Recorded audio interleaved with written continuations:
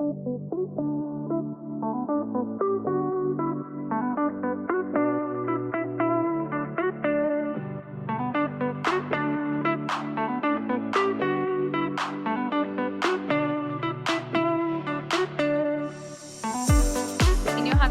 on like, oh, you said blah blah blah. You could always like, Chad will say something about like Preston said da da da, and you can be like, yeah, you know, like that makes me think of, you know, it's just conversational. Okay. You can just make stuff up. And if you have nothing to say, you don't have to say anything. I love the thing that you said about Jesus. Yeah, that thing you said about Jesus was very like nice, and that's all you have to say. He talked about the mustard seed. Okay. At West Campus. He said he does not like to repeat sermons. I was like, that's new for us. I'm going to challenge him. I'm going to record every single topic he talks about and see if he ever repeats. Maybe. He said that he wants the clergy to all keep a spreadsheet of like all the scriptures and like topics and stuff. See, so he that said we don't repeat it too frequently. See, that intimidates me because he does that, and then I know for a fact during June, I think I did the same sermon like four times. I did it at different venues. Yeah. I did it on 2 different trips with students because it just kind of fit. And part of me was just like, I'm already planning so much more. I'm just going to adapt a TED this. Talker will just like, they have their one talk, you know, and they like give that talk over and over and over again. And it's still important. Yeah.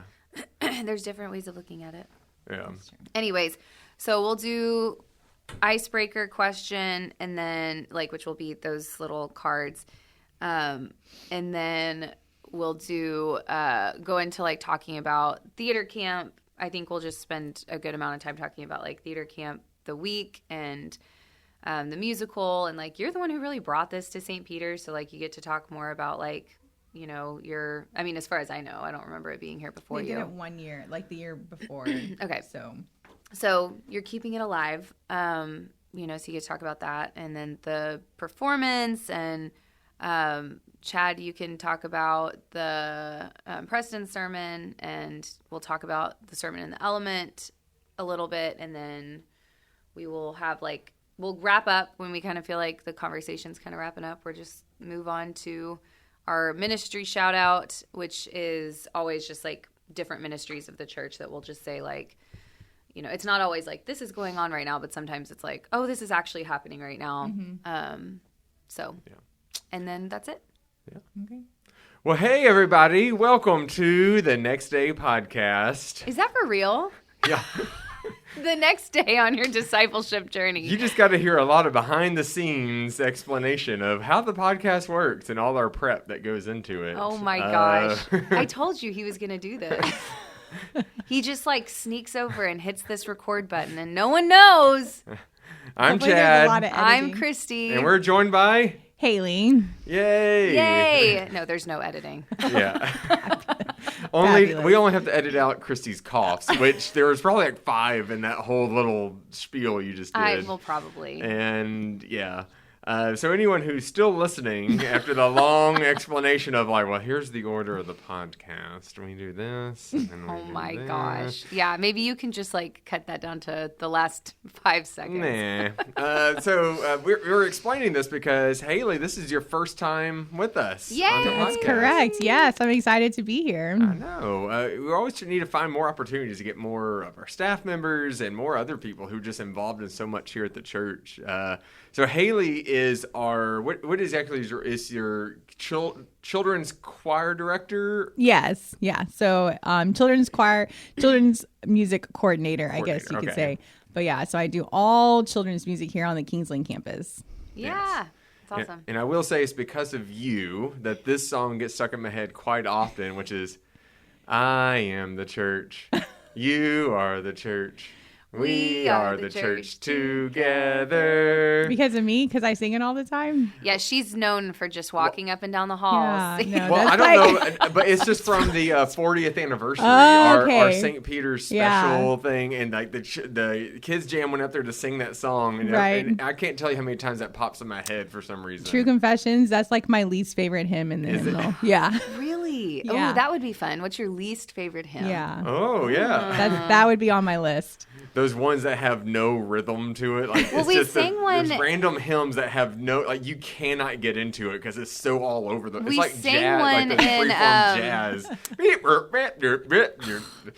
Yes, agreed. I know. I'm like a good singer, you know, and I'm like, I used to be able to read music and everything, and I will like be there with some of those hymns and just like I'm just like, it goes from high down to low, you know, like just the next note, and I'm just not prepared for it, and I'm not really like reading the music, and then it just like catches me off guard, and I just sound like you know.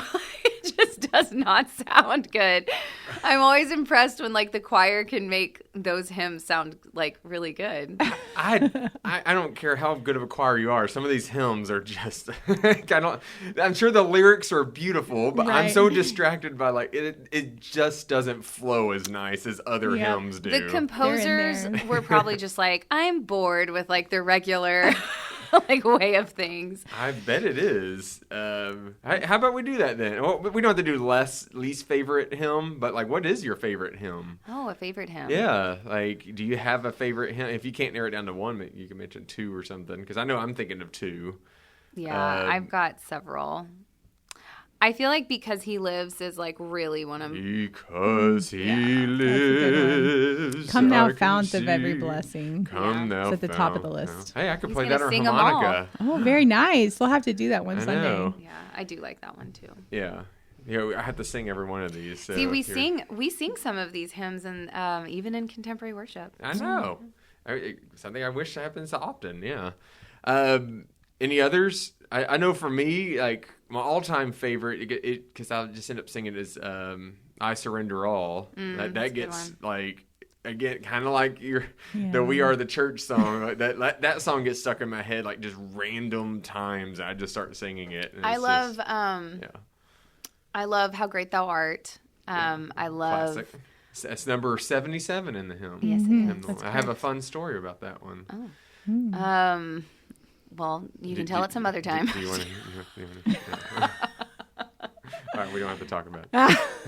Is it really a fun story? Well, it's kind of a neat story. I don't know about fun, but like, it's one of those moments where, sure, you could call it coincidence, but it was just something neat that it happened. So I have a good friend that I grew up with, and he was a grade younger than me. And so he died in a car accident, like when was this? Like early, like it was maybe in 2011 or something. And so he was like in his early 20s. So we're at his funeral, and so we sing that song in the funeral. And I'm noticing his parents, who I'm like good friends with, and they're kind of like looking at each other and kind of acting strange. And I'm just like, why are they acting strange with the song? And later talking with them, they were just like, I mean, we picked that song, but we really had zero idea about this, that in the hymnal it's number 77 and his football jersey was 77. Aww. And they were just like, we did not plan that, and we did not. So it's just one of those. That's cool. Every time we sing moment. it, anytime they say, "Hey, turn to your hymnals," I'm always thinking of him for that song. And that's so, cool. That's a good So, memory. I love that. So fun story there. Yeah, okay. I'm just like slightly Christie's teary-eyed crying. right now. It's fine. But the other song I always love, and it's a rare time, except for when I was at a church, during the summer they always did shout at him. Like in the summer, they didn't, the choir or just the music director was just kind of put on the spot to lead any random hymn that everyone shout out. But one of them that was someone always shouted out, and I always loved it, was "Lord of the Dance." That's a good one. Yeah. That is I think that's a hidden gem of a song. Not too many like people know it's in there. toe tapper too. It's also a yoga It's just pose. Lord of the Dance. Yeah. a little like Appalachian Spring in there. Yeah. Dance then wherever you may be. The tambourine. I am the Lord of the dance, said he. And the best part about that is when you get the right people singing, when you get to that one of those final verses, when it's talking about Jesus dying, and then it's just They so slow sad. it down. I am the Lord of the dance, said he. Dance then. And then it just gets right back. And anytime I'm like, Oh, this is sad. Yay! I know. Easter. Yeah. I remember I used to love that. My parents were in an Emmaus group when I was growing up, and they would always like sing, all of these songs and stuff with their group and like their gatherings. It was like a thing they always did. And I was always so excited when they were going to sing the Lord of the Dance one. I was like, yes, my favorite. Yeah. I always have to sing it with a very thick Irish accent, though. I know. See, okay, Old Rugged Cross is another one. On a hill. And I feel like I have to sing it like with a country accent. Not that that's like hard to manifest, but you really got to like draw the country out. really comes out. My dad, I cannot tell you. So there's I think it shows up like just first if you look for it like on Spotify or something, just a cappella. There's this group that he listened to the CD. Like we used to listen to the CD nonstop growing up, and it was a cappella gospel. And I don't think the group ever had a name. It was just called a cappella. And there's some versions of these like "O Rugged Cross," "Blessed Assurance."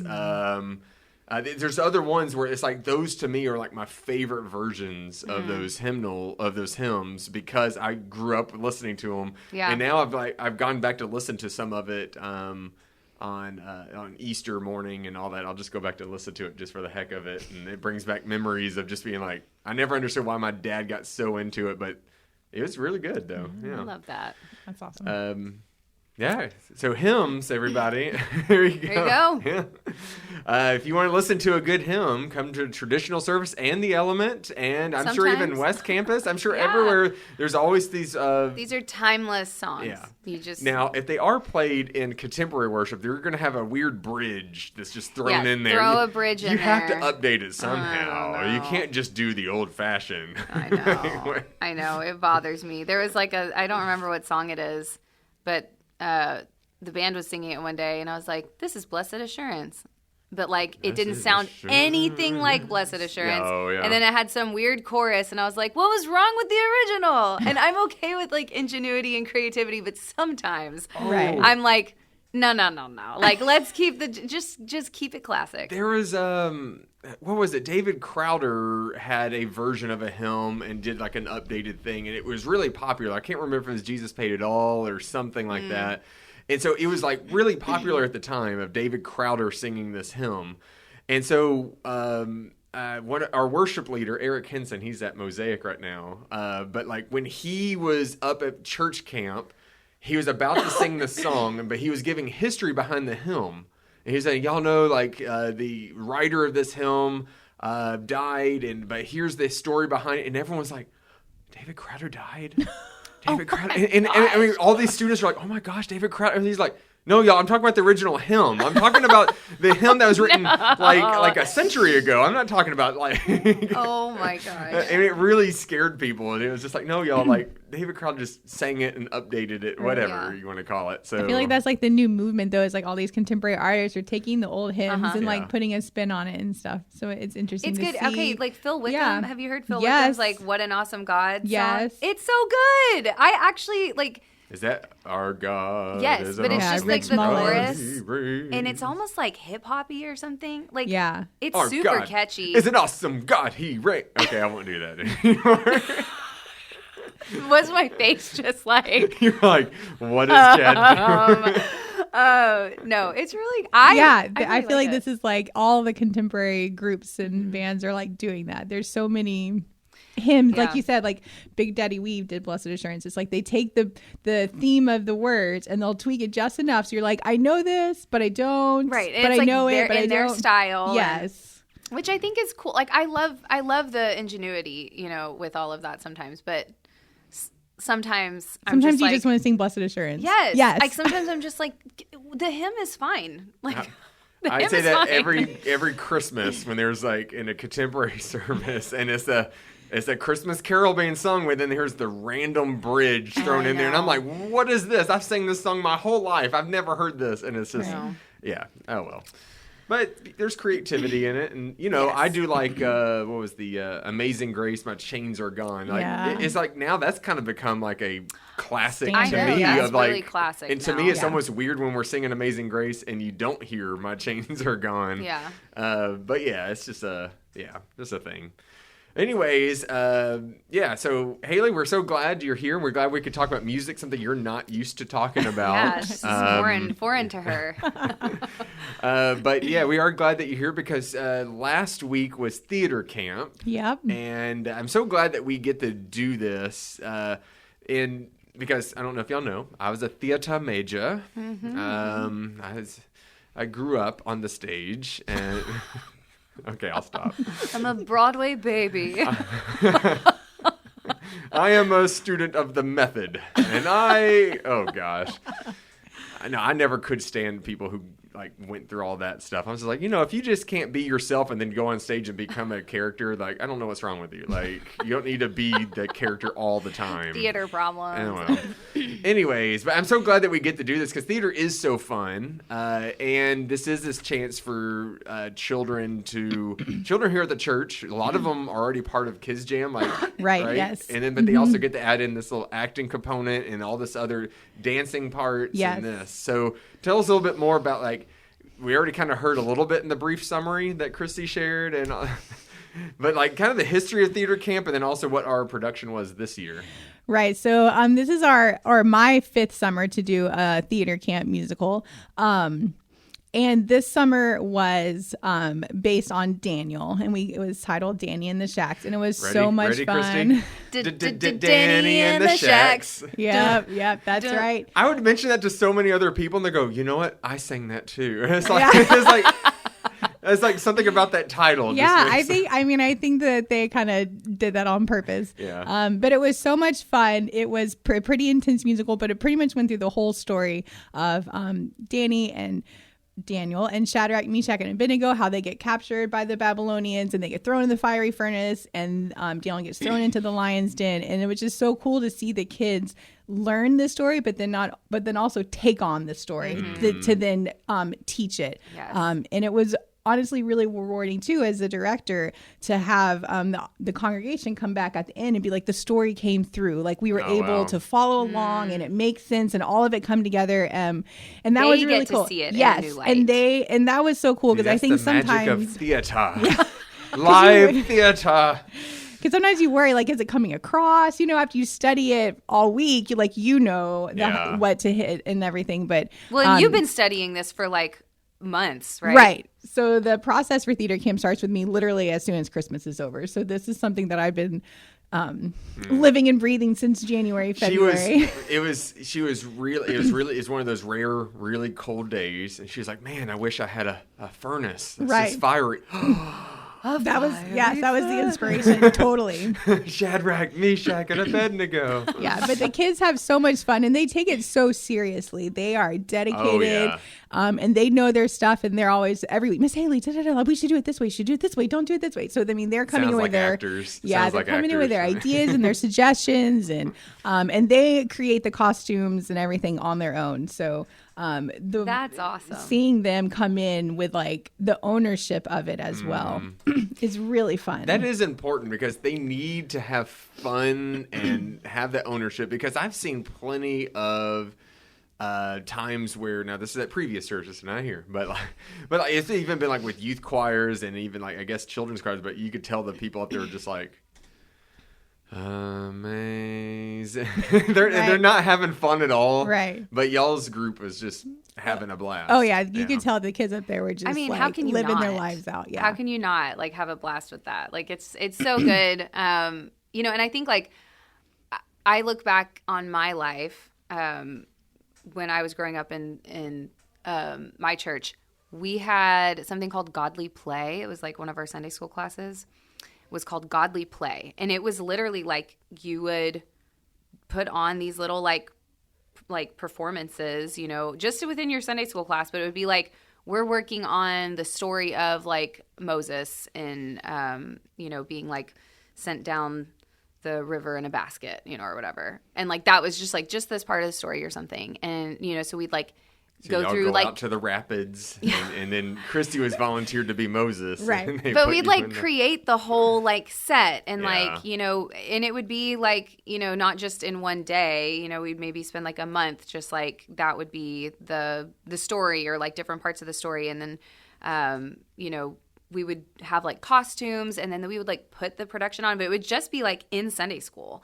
And that was, I remember like, I have a very bad memory, like just in general, like I'm not very good at recalling memory from especially like childhood and high school and stuff. But I have vivid memories of like being in godly play and like learning these stories, because like the way that it teaches you when you get to like embody it, you know? Right. Kinesthetic learning. Yeah. It's a way for you to actually be hands-on and be in the story. I love the musicals that we've done that have taken on real like biblical stories or aspects and stuff, because I feel like that is how the kids, I mean, they learn it in Sunday school and they learn it, you know, in church and stuff. But like you said, taking it on a personal level really helps set the story in for them. And so now they know all about Daniel. And last year we did fruits of the Spirit. So now they know all about the fruits of the Spirit. You know, like these parables and stuff that we've done, now that's going to stay with them forever. Yeah. And that's the thing. I used to do that with students all the time when we do these Bible studies and then have them recreate it. They could recreate it as it's kind of, you know, written in the Bible, or modernize it. And so they could change up the setting a little bit and all that. And so anytime we do Good Samaritan, it's always a blast seeing what they come up with on like who the feuding people are, who's going to play the Samaritan. Right, because it's like a parable that like this can like translate to, you know, today for us so well. It just is like it looks a little different. Because it's always inevitable that as the Longhorn was coming across and seeing Aggie beat up on the road, and so then they help each other, and then it's just like, it's like whoa. Definitely. No, and then I don't know how, you know, I thought this is cool. The person playing Daniel was Daniel. Like, That's I don't right. know how he ever learned. Like he learned that. Like, you know, he. I remember Alyssa saying that he had said in like their midweek Bible study, it was like the last one, and he said that his favorite character that they learned about during midweek was Daniel. And she kind of was thinking, oh, he's just it's joking. It's just because it's your name. Yeah. But then he was like, no, like the story, it's like, I mean, the way he was so like courageous and faithful and like really was like just enamored by this story of Daniel. So it's so cool that then he got to like embody that, you know, and like that's I feel like that's lasting in a kid's life for sure. Yeah. And to see some of these characters, how like, you know, the kids think that, well, everyone in the Bible is good and holy. And then you have King Neb, you know, and so it's like you're having to tell that child, okay, really, like you're arrogant and you're, you know, holier than thou, and you've really got to be this really bad, horrible king. And they're like, but they're in the Bible, so they're good, you know. And so try to teach them that, like, you know, there are still bad people, and how do you create this kind of edgy character, you know, on stage? So, you know, I've always seen a little bit of myself in King Nebuchadnezzar, because in the middle of his name is Chad. And so if you spell out Nebuchadnezzar, you see Chad in there. Is it CHAD? Yeah. It's wow. See, only Chad would know that. I know. Yeah. Anytime I look at it, I'm like, hey, there's my name. There's me. I'm in the middle of Nebuchadnezzar. When I look at Christ, I see part of my name. Oh. Wow. Can't follow that up. I know, wow. I used to, when I was little, they'd be like, how do you spell your name? And I'd say Christ, I-E. Christia? Christ, I-E. Because it was so much, I'd be like, because it, you know, Christie spelled like, it's just a C. Is it a K? Wait, is it a I thought it was a K. I've been spelling you with a K and a Y this whole time. Don't. That's a completely different person. Okay? Like, no. Christie with a K is a completely different personality. Anyway. But no, theater camp, like, I think the camp is so impactful on the kids, like getting, you know, to do this like day in and day out. Like they will never forget this story. Like, you know what I mean? Like they will never ever forget this story. That is like now ingrained into them. And that's like what this kind of thing does, you know, for these kids. But then I love too, just like how every time we have the theater production, every time I see the theater production, whatever the story is, it always like, it comes back to the like greater story of, you know, of Christianity, of salvation, of grace, of love, of hope, you know. It always like, you know, kind of takes that particular story out of its like, you know, spot in the Bible and makes it part of the greater narrative. And I think that like that is another thing that it helps the kids, you know, see. Right. Yes. You know, and then I love too, just like that they get to lead it. Yes. That's what I was going to say. Like the bonds that they had is because that's the one thing about, I don't know if y'all know about theater like I do, but it really is this all team effort, and you're all working on this thing together, and you're all like problem solving together, telling the story together. And I love that after church, we had a 5th grade lunch, and it's just one of the many little things that we may do to help incoming 6th graders into the student ministry to get more comfortable and for me to get to know them a little bit more and all that.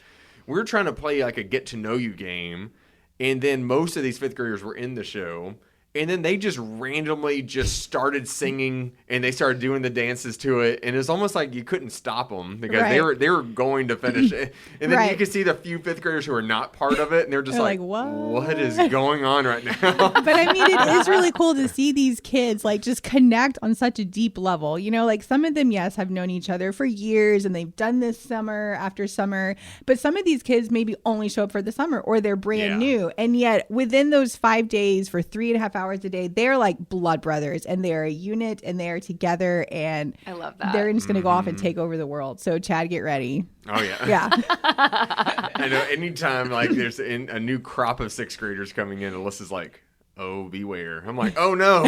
I was so shocked that Emmy did not like want to do theater camp this year, because last year she was like, Mom, you didn't enroll me. And I was like, you said it was too late. You said you didn't want to do it. And she was like, but I really want to do it now. I want to do it next year. And I was like, okay, next year, you got it. So I'm like, Emmy. And I asked her so many times, and she's just so like nervous. I think at some point I just need to be like, you're doing it. Yeah. Just get in there. You gotta push them. And then she'll be like your little diva star, you know, because it's Emmy. So but she loves I know, like for her, she loves to lead. And I think that that's so it's just such an awesome opportunity. Like Kids Jam, I feel the same way. Like every time Kids Jam sings in worship, I'm like, you are leading worship. Yes. Like you are a worship leader. And that's like huge for them to like have that, like, you know, encouragement and responsibility, you know, and to be given that chance to like, for us as a church to rally around them and be like, you know, it doesn't matter how old you are. Like you can lead and tell people about Jesus. Right. Yeah. You're not just coming up here and singing a little song, but like you said, like you are leading. You are the leaders of this song or whatever. Definitely. I also think it's just so cool, like you said, for some of those, especially the younger ones.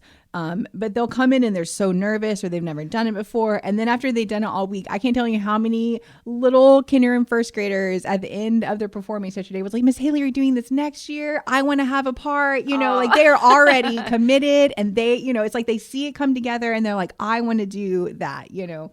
So it's really, I'm like, okay, I definitely got a group to come next year, so we're good. I love it. It's so awesome. And it was not able to be live streamed because of copyright reasons. So unfortunately, we can't direct you to a place on the YouTube to be able to see it. But I have heard that it is recorded. I'm not sure how that can be distributed to those who want to see it. Bootleg DVDs. I know. I didn't get to see it, and I kept thinking, I'll go watch it on the live stream, and then learned that it was not live streamed for the copyright reason, and I was like, no.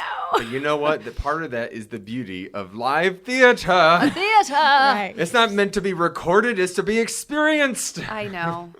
But it's cool to have it recorded so we can watch it. I know, but I was, you know. And I'm sure every parent in there recorded it too. Oh, I'm sure. But yeah, I agree, because it is, I mean, when you're in the moment, because when I lead, I'm kind of, you know, about the 3rd or 4th pew in. And so I'm in and amongst the congregation. And just for me, feeling their energy and hearing their snickers. And then one of the songs was like a version of Better Is One Day. And so all these parents, are singing it. They are. All these parents are singing it, and the kids are rocking it. And it's just like, you can just feel just like the presence and the energy in the room. Was it like a redone version? Like a new, oh, how fun. And it was pretty edgy. And I like what we talked about. Yeah. And I mean, it was really good. And Better is one day in your course. Better is one day in. Yeah, it did have a rap element, but I was dancing. But it was very fun. I mean, I have to say, my husband and I are very much, I think we like this one better than, like, you know, the praise song from 20 years ago. So it was a good one. That's a classic. Yeah. Well, yeah. So, but yeah, looking forward to next year for Definitely. theater camp. And in fact, that may have been like the best message shared that day. Maybe so. Christy, what about your lousy, boring sermon? Okay. She's just Did you have kids singing and dancing and rapping? No, I did not. You did not. Okay. No, just me. I did sing. Yeah. Not like sing. Oh yeah. Oh, you mentioned the song she sang too. Oh, I did. The fruit of the spirit is not a coconut. Oh, the fruit of the spirit is not a coconut. If you want to be a coconut, well, you might as well hear it. You can't be a fruit of the spirit because the fruit is love, joy, peace, patience, kindness, faithfulness, gentleness, and self-control. This is a song love, joy, you peace, give patience, people kindness, goodness, faithfulness, gentleness, and self-control. With lots of coffee. Yeah, with lots of coffee and sugar. They're like, love, joy, peace, patience. You know what? I did. I sang it. You know what? Now you know all 9 fruits of the spirit. Uh-huh. No, she did the entire song. Nice. And when people started walking out, people were like, Christy, you got to stop. And she just like, I was like, hey, so everybody knows that grapes come in bunches. So everybody get in big bunches. The fruit of the spirit's not a grape. Christy, there's nobody left in the congregation. There's nobody here. And you're like, yes, it's fine. Come on. No. See, you did fruits of the spirit last summer. I did. I'm talking about fruits of the spirit for 3 weeks in the elements. So this is our second week to talk about fruits of the spirit. We should coordinate that. We should next have. Time. I know. I could have talked about Daniel. That would have been cool. I thought. Yeah, I bet say both yours and Preston. And Preston was at the West Campus. So if you're wanting to listen to these, so Christy in the element. All she's doing is singing the Fruit of the Spirit song. That was it the whole time. And then Whitney's in traditional. At 9 o'clock. Yes. Mm-hmm. And then Preston was at West Campus for his first time preaching there. And then he also talked about gardening type stuff and plants as he talked about the mustard seed and all stuff about that. So, but Christy, what about your sermon? Yours was, because you're doing your own little series. And of course it's about gardening. And of course, it's about fruit, plants. Really. Yeah, but fruit. It's called being fruitful, and this time was about growing. Right. Yeah. So we're talking about like last week. Not last week. Last week Preston was there, but the week before we talked about planting and just like the seeds. Really, like the main thing from that was like in order to have seeds to plant in other people's lives, we have to first bear the fruit because that's where the seeds are. So if we're not bearing the fruit, then we're not planting good seeds, of all of these fruits of the Spirit in the world. So this week we talked about what it's like growing the fruits of the Spirit, and really like what that all entails. And I used that song, and I love this song. So like kids. What song? Oh, the fruit of the spirit is not a coconut. Here she goes. I love the song. I did sing more of it than I think I intended to, but anyway. You just get going. You can't stop. Yeah, I was just like, it's a little ditty. It's fun. Again, I'm not exaggerating. There's nobody left in the congregation. Everybody walked out. But I used that song as kind of like an example of the way that we have, I think, taken this message from Paul in Galatians and just like I use the phrase like artificially sweetened it, like we've made it into this like cute little list of like nice things about, being Christians. And like kind of watered it down in a way that like it makes this list of things sort of like a grocery list. Like, oh, these are the things that we need to just go and like pick up. These are the things that we just need to like add to the cart, Yeah. But it doesn't work like that. Like we have to grow. And so that was really like the meat of the sermon was just to talk about like how we have to grow in the fruits of the Spirit. And that's hard work. And it's like, it takes dedication. And I was just talking about like my garden. I used my garden as an example of, just like how oftentimes we think we can just like in our spiritual life be like, oh, I'm going to church and I'm like in a Sunday school and, I'm a good person. So like, yeah, I'm just like, I'm growing. When oftentimes that's not really, we might have to like be digging a little deeper. We might have to be doing a lot of like harder work. Our life should look wildly different when we are really dedicated and following after Christ than it did before we knew Christ, right? And I feel like Yeah, it's something that, yes, I think we all could like see that list of the fruit of the Spirit, and we can all like, I really need to work on that. So I do think there is an aspect of that.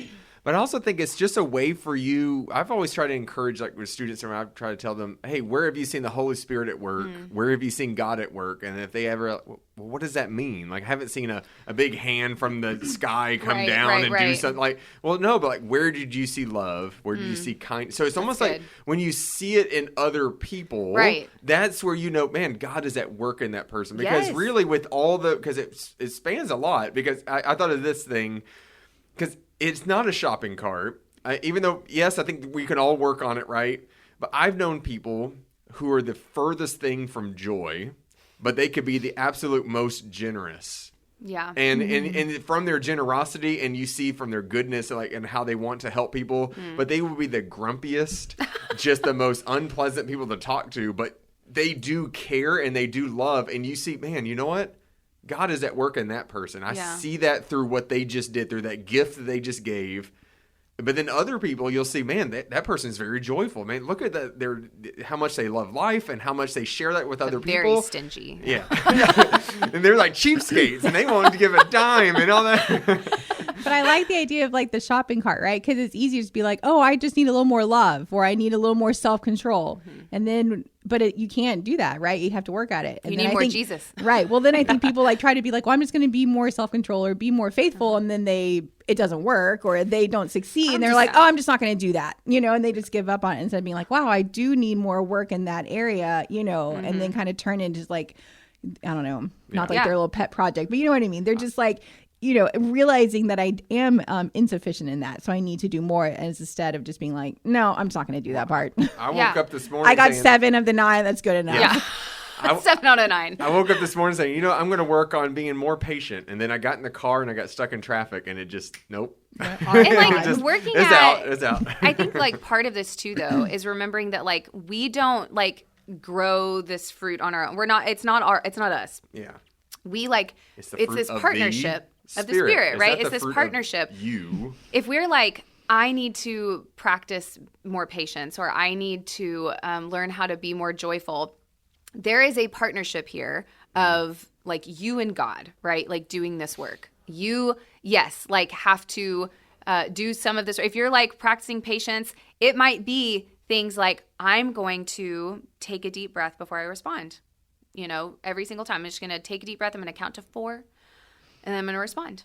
That's what I'm going to practice doing to do this. But that is not enough like to be sustainable for us in like growing these fruits of the Spirit, because it has to be Spirit led. We have to be like firmly rooted in Christ. So it's like, if you want to grow in these things, you've got to like dig deeper into your spiritual life with Christ. So like I use the example of my garden, how like it's like truly confession time. I'm just like, everybody's like, oh, the garden, like hippie pastor. And I'm like, yes. I do love gardening. I love plants. I love all of these things. However, my garden is not good, y'all. Like, it's not good right now. I can't even get basil Christie's to like grow. Christie's a poser. She just talks about it. She has no idea what she's doing. But nothing grows at 100-degree heat in Texas summer. I feel like we have these sunflowers right outside our building. And then it's like, they're sunflowers. So you think, oh, they should be able to take. No, they're nothing. Everything's dead right now. Yeah. No. And I don't have a lot of sunlight, which is a very important ingredient in growing I've heard of things. Photosynthesis. And learned in our children's moment from one boy that we need carbon dioxide. Plants need carbon dioxide. I know. Whenever the children's moment's going on, and they're like, "Oh, so what do you need to plant? What and do everyone's like, need? Sunlight, water," and he's like, "Carbon dioxide." Yeah, nerd. You're it was great. Really, it was just like, and she's like, I guess so. Yes, carbon dioxide. It was so. Caitlin was so great. But it was. I mean, it was cute. It was like such a good moment. Yeah. We all learned. But my garden doesn't have a lot of sun, and I was like saying how I could blame all of these things, and yes, like they're probably all like serious Justin factors. On all of it. It's all Justin. He's sabotaging everything. But I think like the reality is for me is that like I have put this automatic watering system into my garden, and so like I'm not going out every day to check the garden because I'm just like, oh, like the water, like I just have to water it. That's my job, right?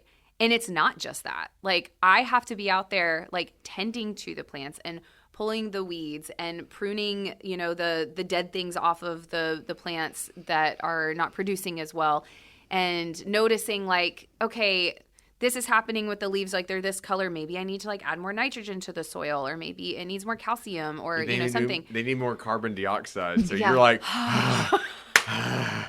it's like, Christy, why are you passed out in the garden? Okay. That might be a good gardening tip. I don't know. I just breathe on that can be your kid's job. Like when you're mad at them, you're like, go breathe on the garden. I've actually heard that, and I don't think it's carbon dioxide, but I've actually heard that when you sing to plants or talk to plants, that they actually like they flourish. Hippy. I used to. I've heard that too, and I've never really heard any strong disputes against it. I used to go and sing hymns. I would sing in the garden. I walk in the garden alone. But I would go and sing hymns, or I would go and like read Bible verses and stuff. And I'm sure your neighbors are like, there goes Christy again. There she goes. But I would just try and do that in the garden, like when I initially like planted everything.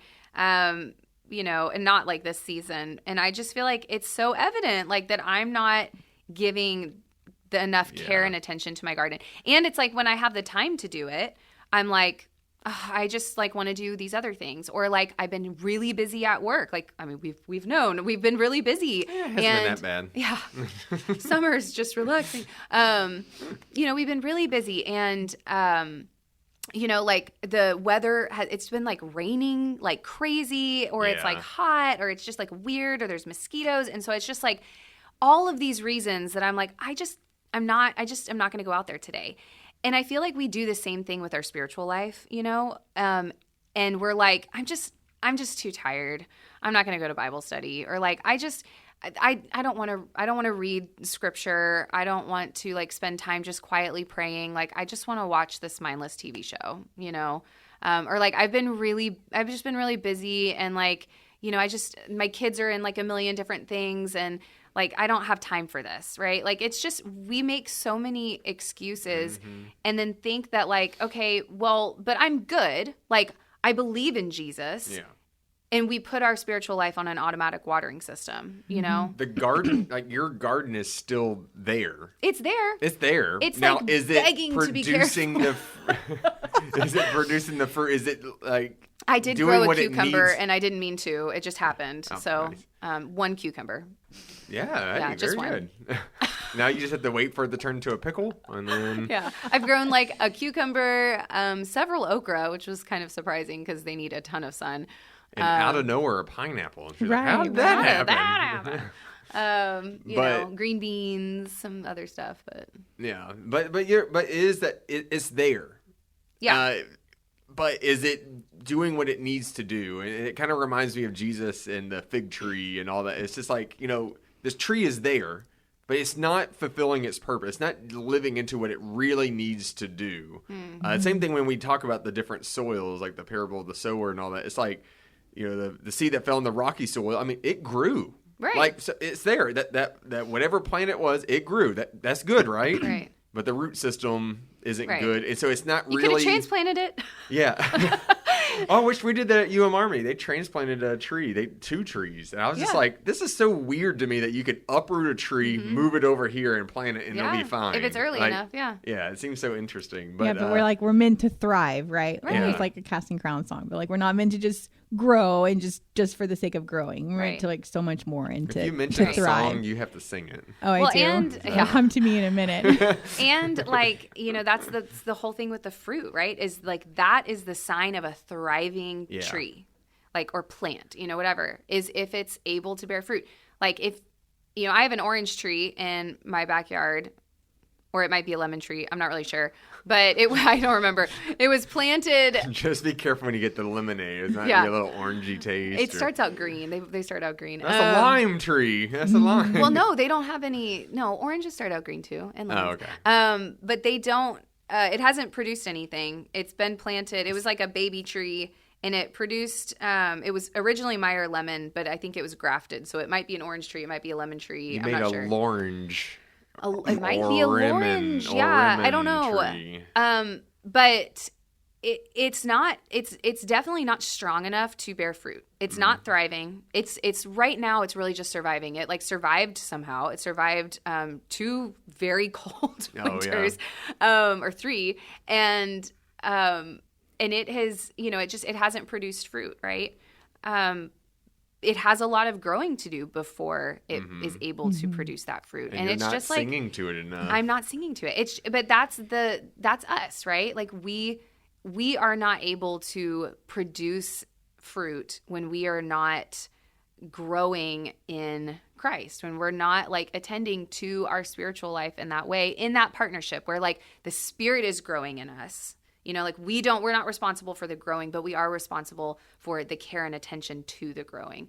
And so I talked about in the sermon a little bit like how spiritual practices are like a huge part of this. And initially when I was like writing the sermon, I was like going to go into and like planning everything. I was like, I was going to go into spiritual practices. And I was telling Justin, I'm like, I feel like this is just another list. Yeah. Do like, here's some spiritual practices, prayer, scripture, community, generosity, fasting, like all of these things. I'm like, I feel like this could just as easily be another list of things like the fruits of the Spirit. Like these are nice things to do or think about. But oftentimes we don't actually like practice them. We don't actually like, and when I say practice, I mean like make it a practice, make it a rhythm and a fabric of our life. Method of our life. Methodist. Method, yes. Or we just feel like, well, I checked it off the list, so why aren't good things? Like, why isn't things getting better? I mean, I did these things, so then good things should happen. But if you're just doing it to check it off, I mean, that's not it. You're not doing anything. Yeah. Yeah. And again, like back to this like automatic watering system kind of thing, right? Like we just want it to produce without having to do any work. But I ended up not like going into all of the spiritual practices, but they are like those are the things I would point someone to. If someone's like, I want to grow in my faith, I'm like, okay, you ought to begin to practice these things. You could pick one and practice it, but I wanted to name the most, what I find to be the most essential for our growth as a Christian community. And that is community. That is like being together in community, but not just any kind, like not just like, well, we get together and watch like the Cowboys games, or whatever. That's not community. There's very few of those gatherings in Houston. But if anyone's out there, hit me up. Anyway, but it's like not just that kind of gathering, but like a gathering of faith community that is dedicated to supporting one another and encouraging one another in growth. And, we together read scripture. We together pray. We together worship. We together serve, but then we also get to like fellowship and just like get to know each other and just love each other and just, help one another feel known and seen. And through all of that, like that is, I think, the meat in becoming the body of Christ that we were intended to be, and a people that are fruit bearers. Mm-hmm. And, so rather than like listing all of the things, which I like nerd out on spiritual practices, you guys know. But rather than listing all of that out, I'm like, if I can tell you to do one thing, it is like be a real plugged in part of this community, or if you're listening from somewhere else, find those people, find your community and just like get rooted in there, so that you can continue to grow. And we've talked about this plenty of times, but since a lot of this has happened very recently, but it's a community that's there to support each other and mourn together. And we just recently had like several funerals. I know within my life, like, so when we went to one of my good friends, he's a pastor, and his wife just recently died of cancer. But going at the church, it was at a small church in Richmond. Man, that place was packed, and it was of people from all sorts of different churches, all like from his wife's life, from his life, and just everyone's there. Because there were some people, I guarantee you, there's people there who really didn't know her, but they wanted to be there for him. Yeah. Right. Yeah. And they all showed up, and it was like pretty much you had to have a overflow room in this small little church. They had to watch it on the screen and all. But like that kind of community. And then I know we had 2 funerals yesterday, and just seeing the people coming to the church to support the family, because it's like they're not coming here to like say the right words to the family. They're just them being present, showing we are here for you. We are here. And it's just something that's so beautiful. It's very sad, but it's something so beautiful. And so when I was watching, I was helping greet people as they were coming into these services. And when I just kept seeing the steady stream of people showing up, I was just like, geez, like what? Yeah. Okay, the service is about to start. I'm sure it's going to slow down. More people showed up. More people. And it's like, geez, like this is that community. And this is what the church is about. That's right. Yeah. And maybe your community starts off watching the football games, you know, but it shouldn't stay that way, right? It should be challenged to grow into something deeper. It can't start off immediately as like, okay, we're just going to like open our hearts and we're going to like just let everything out. We're going to pray for each other. I mean, you got to start. You got to start at a basic yes. level and then grow. Yeah, you find those people. But if a community's only watching Cowboys games, they help each other mourn every game pretty much, and they're just like, it's okay, they'll win the next one. You always have to be very supportive of each other's feelings whenever. It's okay. The 90s will come back at some point. No, but I think that's exactly right, Chad. I think like, and I touched on this a little bit in the sermon as well, just like relating it to tough climate to grow things, you know. We live in a really tough climate, and I don't mean that like in Houston, like muggy Houston. I mean like a brutal one today. I mean like a political climate. Yeah. You know, a social climate, a just onslaught of disasters that we see every single day all over the world. Like there's so much war, there's so much tragedy. It's like we cannot walk through this life and see all of this and bear witness to all of this alone. Like we were never meant to do that. And we need each other. We absolutely need each other to point us back to God and where God is, and see, like you said, like where have you seen God? It's like I saw, even in the midst of tragedy, I saw love, you know. We need that. And it's just, you know, I think that's one of the most vital things we can do. And I mean, a vital practice of the church. I think that's why like the pandemic was so hard for so many people, is because we were apart. You know, so many people were alone and isolated.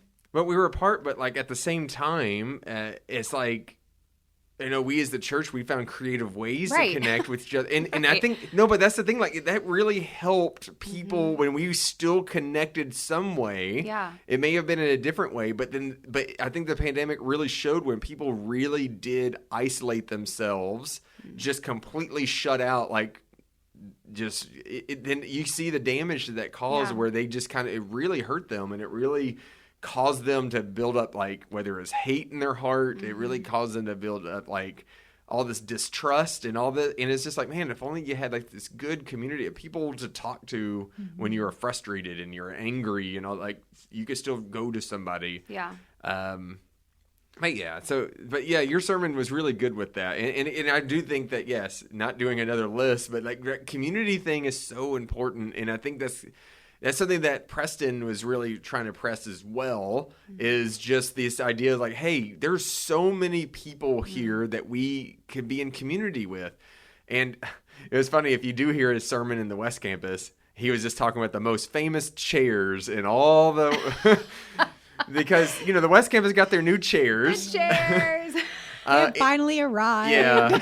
And it's funny when he mentioned it, and you can hear this on the podcast, you're on the recording of it, you can hear like everyone just laughing and just like how in agreement they were and just how much needed they were. But what was interesting was that he went, all right, so, you know, y'all like, and he wasn't doing it from a guilt kind of thing either, but he was like, y'all like, there's some empty chairs here. And I think those empty chairs, they represent people who are looking for community. Yeah. Those chairs represent your neighbors who may not have a place of worship.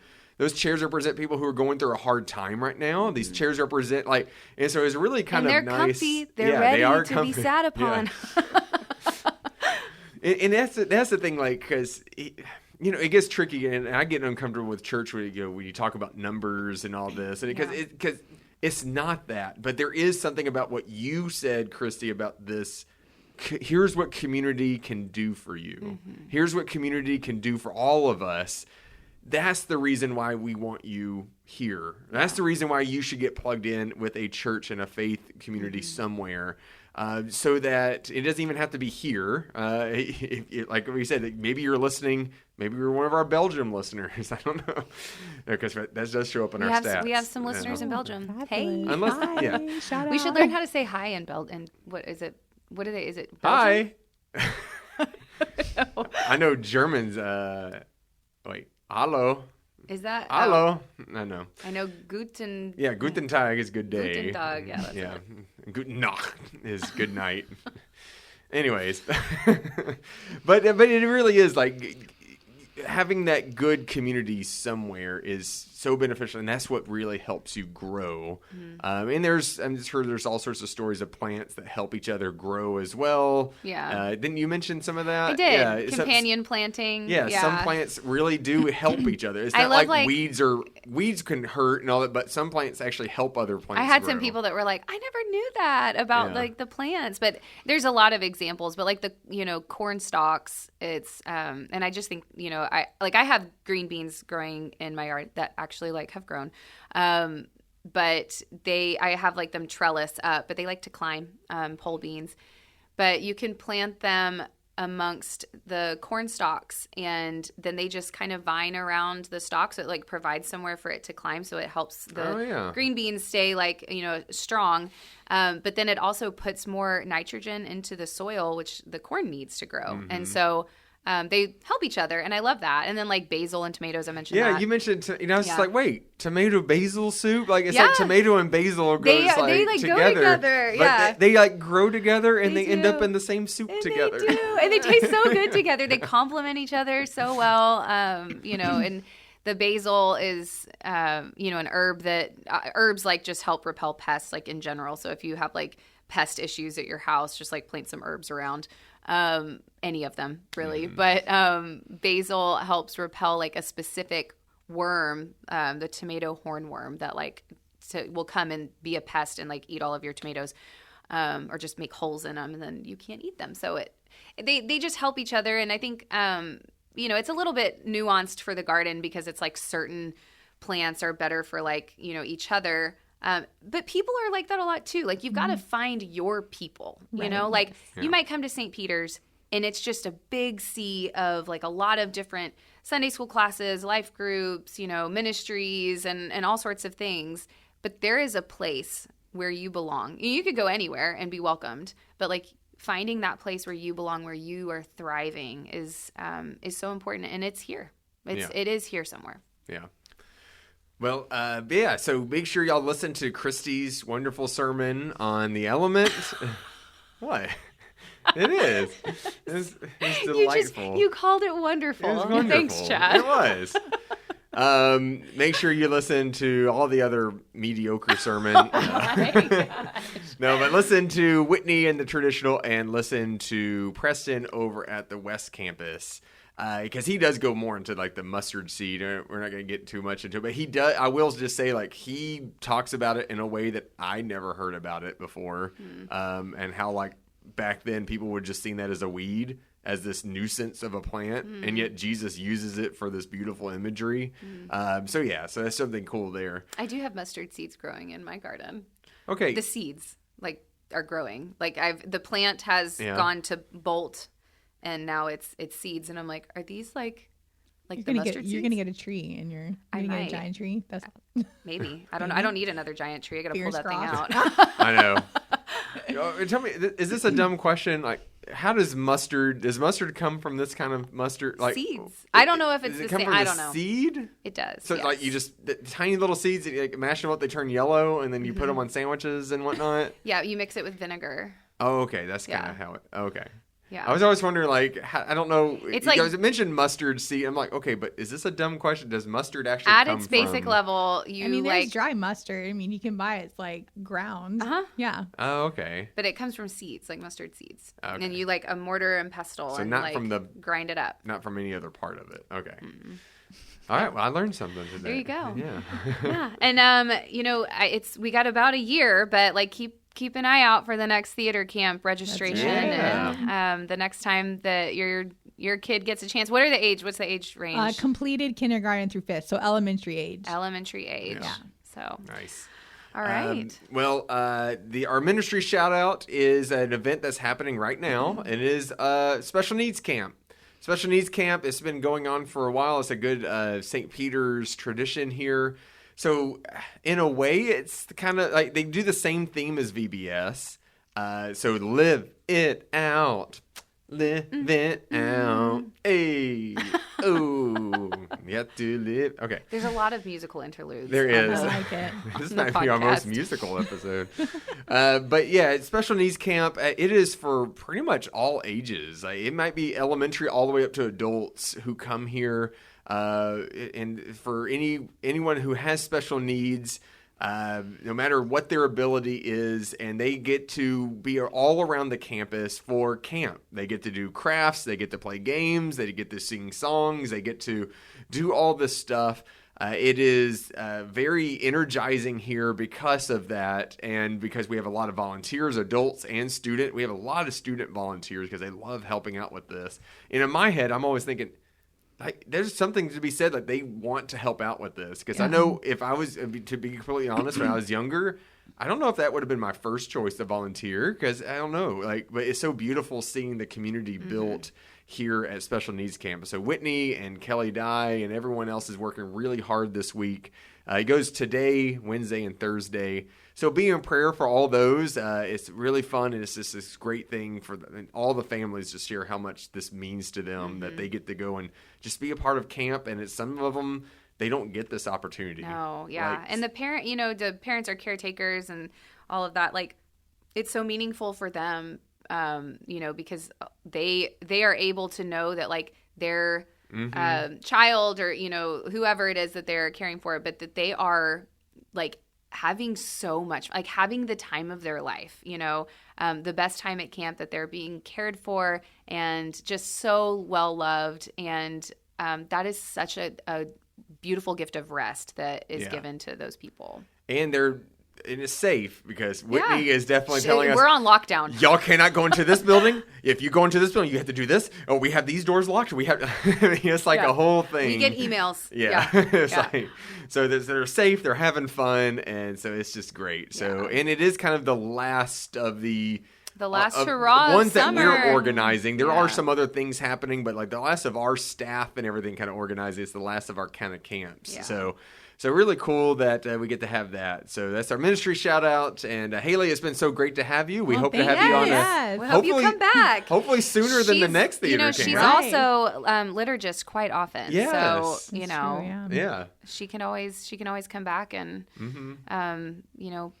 just tell us. I mean, I love your input. So it's great. Thank you. Thank you for having me. All right. Well, we'll see you all next week on the Next Day podcast. See you next time. Bye.